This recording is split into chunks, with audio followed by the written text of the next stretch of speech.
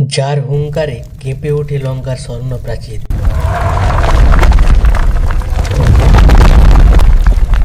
যার এক লাফে সমুদ্র হার মানে নিজের বিশালতা। কে এই মহাবীর? কেন তাকে দমাতে ব্যর্থ হয়েছিল দেবরাজ ইন্দ্রের অমোঘ বজ্র? তিনি কেবল এক বানর বীর নন, তিনি স্বয়ং মহাকালের এক গোপন সংকল্প।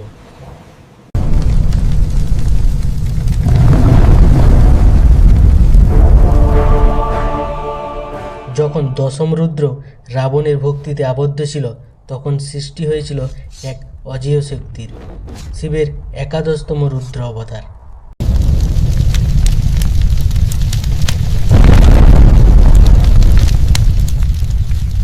নমস্কার বন্ধুরা, প্রাচীন তথ্যের আরও একটি ভিডিওতে আপনাদের স্বাগত। কিন্তু প্রশ্ন হলো, কেন স্বয়ং মহাদেবকে একজন বানরের রূপ নিতে হলো? কেন তিনি সাধারণ কোনো দেবদেবীর শরীরে এলেন না? শিবপুরাণের পাতায় লুকিয়ে আছে এমন এক রোমাঞ্চকর সত্য, যা শুনলে আপনি অবাক হবেন।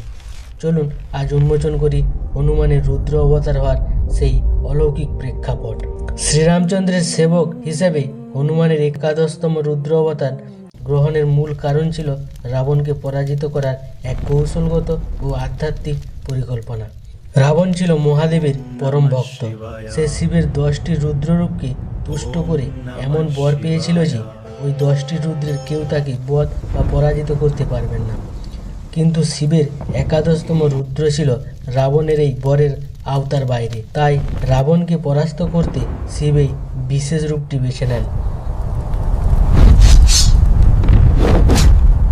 শ্রীবিষ্ণু যখন রাম অবতারে পৃথিবীতে আসার সিদ্ধান্ত নেন, তখন শিব তাকে জানান যে তিনি একা নন, শিবও তার সাথে পৃথিবীতে গিয়ে তার সেবা করবেন। কারণ শিব ও বিষ্ণু অভিন্ন, তাদের মধ্যে গভীর সখ্য বিদ্যমান। শিব মনে করেছিলেন যে যদি তিনি মানুষ হিসেবে জন্ম নেন, তবে রামের সাথে তার সামাজিক সম্পর্কের মর্যাদা বজায় রাখতে হবে।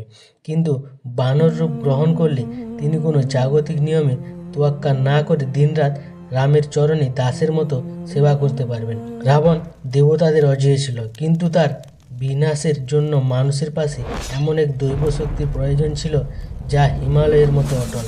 সেই মহাশক্তি যোগাতেই শিবের এই অবতার গ্রহণ করা। জন্ম থেকে যার শক্তি দেবতাদের চমকে দিয়েছিল, সেই বীর হনুমানের পৃথিবীতে আসার কাহিনী ছিল কোনো অলৌকিক ঘটনার চেয়েও বড় কিছু। আসুন জানি কিভাবে বায়ুর স্পর্শে আর শিবের তেজে অঞ্জনার কোলে জন্ম নিলেন এই সংকটমোচন। হনুমানের মাতা অঞ্জনা ছিলেন একজন অপ্সরা, যিনি অভিশাপবশত বানরের রূপ ধারণ করেছিলেন। একটি শক্তিশালী পুত্র লাভের আশায় তিনি এবং তার স্বামী কেশরী দীর্ঘকাল ধরে মহাদেবের আরাধনা করেন।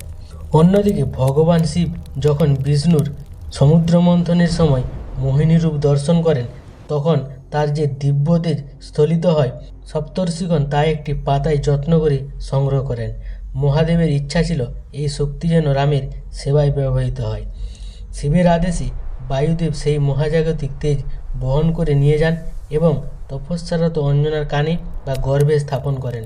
এই কারণেই হনুমানকে বায়ুপুত্র এবং অঞ্জনানন্দন বলা হয়। কৃত্তিবাস রামায়ণ ও কিছু পুরাণে বলা হয়েছে, রাজা দশরথ যখন পুত্রকামী যজ্ঞ করছিলেন, তখন অগ্নিদেব তাকে একটি ক্ষীর দিয়েছিলেন। সেই ক্ষীরের একটি অংশ একটি চিল বা পাখি ছিনিয়ে নিয়ে অঞ্জনার হাতে ফেলে দেয়, যা ভক্ষণ করার ফলে তিনি গর্ভবতী হন।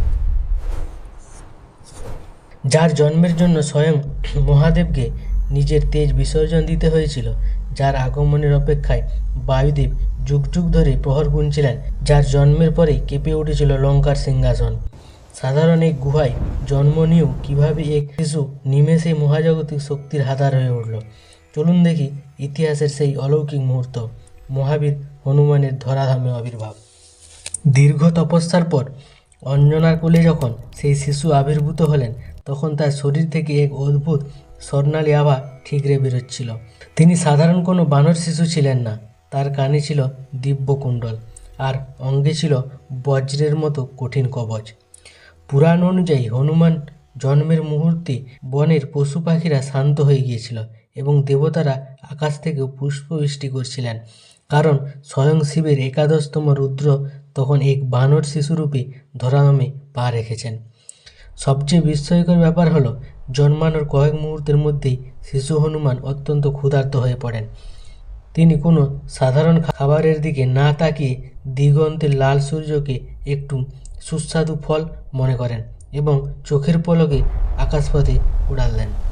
তাহলে আমরা দেখলাম হনুমান কেবল এক পৌরাণিক চরিত্র নন, তিনি ভক্তি, শক্তি এবং বুদ্ধির এক অনন্য সমন্বয়।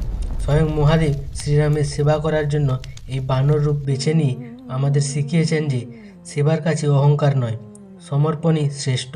তার শৈশবের সেই চপলতা আর দেবপ্রদত্ত অসীম ক্ষমতা আজও কোটি কোটি মানুষকে সাহস আর শক্তি যোগায়। হনুমানজির জীবনের কোন ঘটনাটি আপনার সবচেয়ে বেশি ভালো লাগে, অথবা তার সম্পর্কে এমন কোনো কাহিনী কি আপনি জানেন যা আজ আমি মিস করেছি? যদি আমাদের তথ্য বা বর্ণনায় কোনো ভুল থেকে থাকে কিংবা কোনো বিশেষ তথ্য যোগ করার থাকে, তবে নির্দ্বিধায় কমেন্ট বক্সে জানান।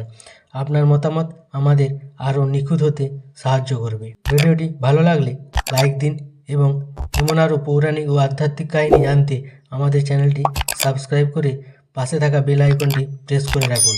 দেখা হবে পরের ভিডিওতে।